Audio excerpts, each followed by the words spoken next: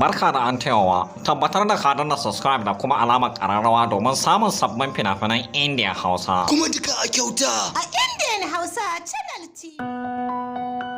Masoya, gani da ku a kamfanin algaita don an tayo muku fashin baki a kan fim ɗin nan mai suna Zaki.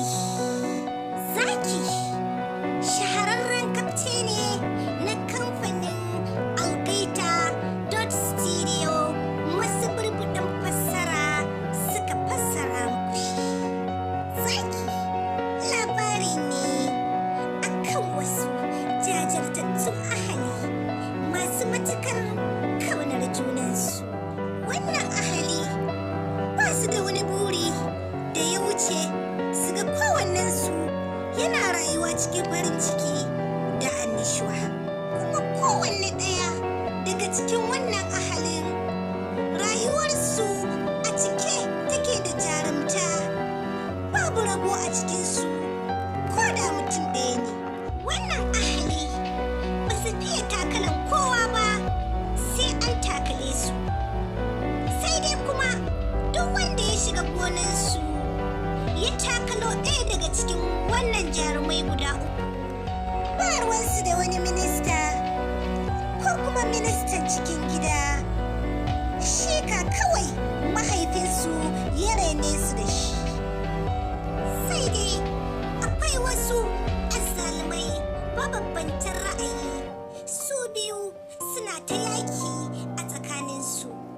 Da ministan gida ne da wani attajiri.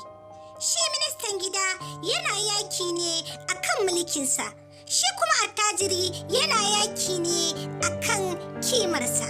Haka ne ya sa ra'ayinsu ya bambanta, kowa na gaba da kowa. Suna tsaka da yin faɗan ne, kwatsam sai suka takalo wannan ahali jarumai suka kwamishe budurwan ɗaya daga cikinsu wanda ya fi so a rayuwansa. Su kuma jaruman da suka tashi maida musu martani suka musu mai kan uwa jawabi, ba ruwansu da gaban da suke yi su biyun. Kowanne suka kama ahalin ɗaya daga cikinsu shi ka kawai.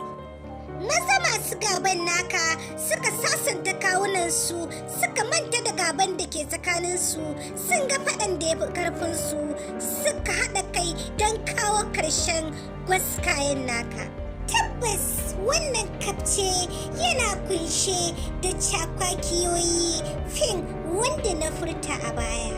Kai dai nemi kayataccen kafce na fim ɗin Zaki na kamfanin algaita don more cakwakiyar da ke cikinsa.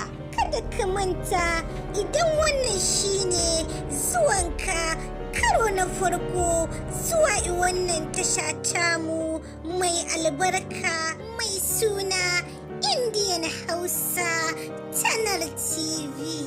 Masoya, ku danna mana subscribe da kuma alaman kararrawa don more fashin baki da ke cikinsa, ko kuma in ce recap na fina-finan Indian fassarar Hausa. Kai dai kulla halaka da wannan tasha tamu mai albarka mai suna Indian Hausa Channel TV don sanar da ku masoya da zarar mun ɗaura.